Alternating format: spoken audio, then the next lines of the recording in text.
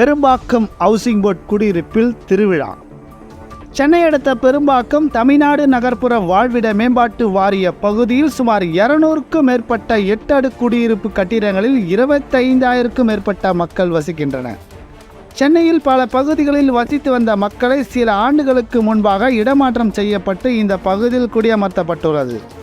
இந்த பகுதியில் உள்ள 34வது பிளாக் அருகில் சுமார் 5 ஆண்டுகளுக்கு முன்பாக மாதா ஆலயம் ஒன்று உதயமானது. இந்த ஆலயத்திற்கு புதுப்பேட்டையில் இருந்து வந்த மக்கள் அதிகம் வழிபட்டு வருவதாக கூறப்படுகிறது. இந்த ஆலயத்தில் கடந்த சனிக்கிழமை அன்று ஆலயத்தின் நிர்வாகிகள் தலைமையில் திருவிழா நடைபெற்றது. இந்த திருவிழாவில் ஒரு நாள் முன்பாக மாதா ஆலயத்தில் கொடியேற்றப்பட்டது மற்றும் சனிக்கிழமை அன்று முதல் முறையாக தேரோட்டமும் நடைபெற்றது.